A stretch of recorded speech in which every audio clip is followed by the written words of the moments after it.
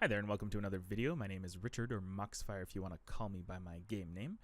Today we're doing another Gwent video. This one is aimed at people who are new to the game, beginners, people who are coming from Hearthstone or who have just gotten their beta key and are interested in how the game itself actually works, as well as card composition and deck building restrictions, just so you have a general overview of how to play the game, as this game is very different compared to a lot of other card games you may have played in the past.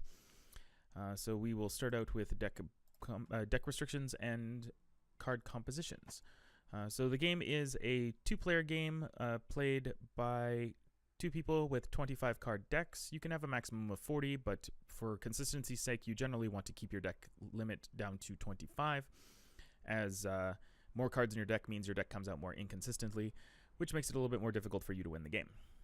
The deck building restrictions are: you can only have a maximum of 4 gold cards. Gold cards are indicated by their gold border around them. You can only have a maximum of 6 silver cards. Silver cards are indicated by the silver border around them. And you can have up to 30 bronze cards, but generally you're going to have 15. And for any bronze card, you can have up to 3 copies of that card. Gold and silver cards are actually unique. You're not able to have more than 1 copy of any gold or silver card in your deck. There are a number of different kinds of cards. First off is leaders. Leaders are effectively special cards that you have access to throughout the entire game. You don't draw them from your deck. You have access to them at the very beginning of the game. You can use them once per game, and when you use the card, whatever the text on the card is resolved, and then it passes to your opponent's turn. Very similarly, specials. Specials are the equivalent of spells. If you ever played Hearthstone or Magic the Gathering, basically you play the card, whatever the effect on the cards is resolved on the board, and then you pass to your opponent's turn. Creatures have a strength. You can see here this is a 4 strength elven mercenary. Creatures generally have an ability as well. This one has play random non-gold special card from your deck. So when the creature hits the board, the ability of the creature goes off and the strength is added to whatever row that it's in. There are 3 different rows. This one is a melee row unit, so you can see indicated by the sword here. The melee row is the top row, archery row is the middle row, indicated by the crossbow here, and we have the sage row, which is indicated by the catapult here. The last kind of card that there is spies. Spies are indicated by the little red eyeball here, which also you'll see a little red eyeball on the board when it's actually played. This gives your opponent strength while giving you some kind of an advantage.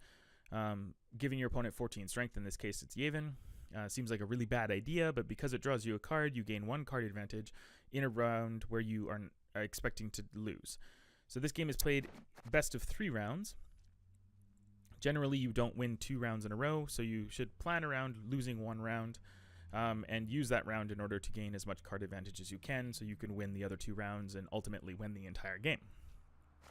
So we'll jump into the game against the AI, and we will see how the board is set up and how the game itself actually works.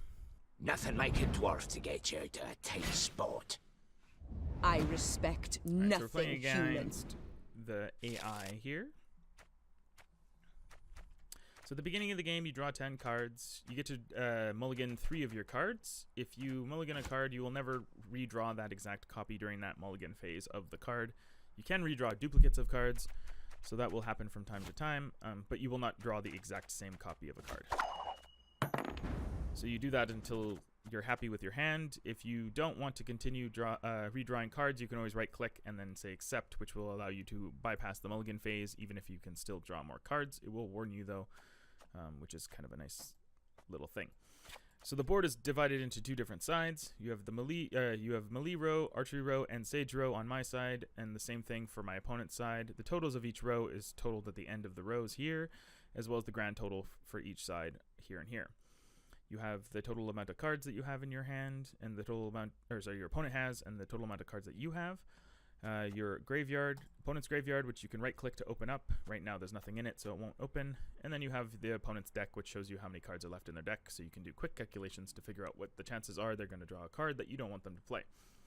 Same thing with you. You can look at your graveyard to review what cards you have left in your deck, as well as you can also see how many cards you have left in your deck to figure out what the percentage chance is that you're going to draw any particular card from your own deck. Basically, everyone plays a card, one at a time, going back and forth until eventually one person passes, deciding that either A, they're so far ahead that their opponent won't be able to beat them without playing multiple cards, or B, they're so far behind that they will not be able to win the round, so they want to conserve resources going into the next round.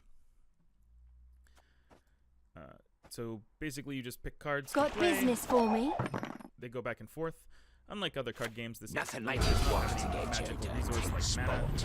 mana. So basically, you just play cards back and forth, which makes a lot of newer players think that larger creatures are always better, which is actually not the case. A lot of the times, the abilities on cards are far more powerful than the actual raw stats generally are. I'm not going to explain everything that happens in this particular match, as I will be doing deck tech videos on specific decks and different card interactions. This one is more of a general overview. Aye, aye, soon as I finish that paint. Who do I spy? And he is one a good look at my axe! I can use a paint.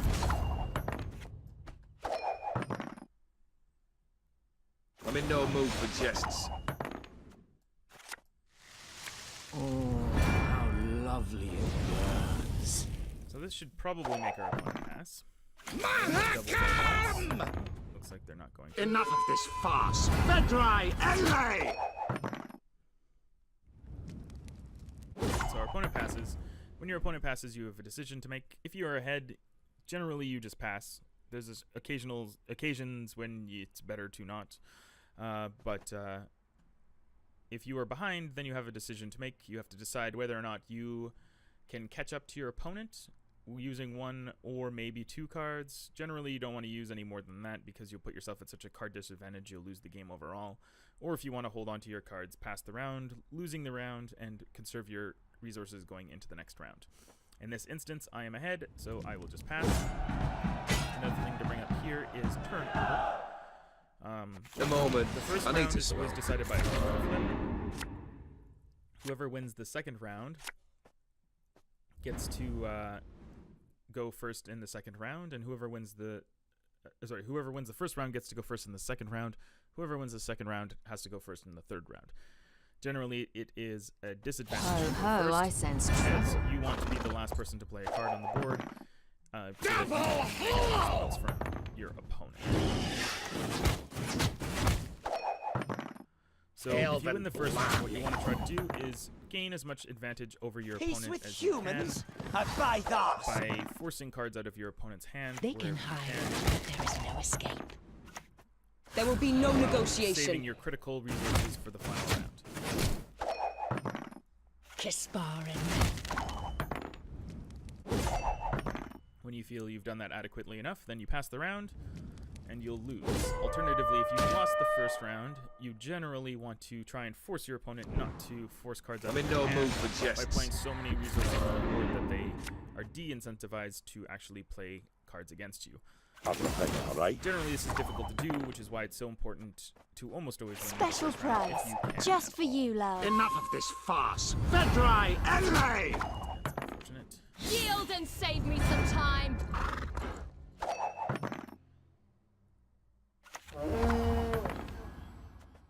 Enough gob flopping.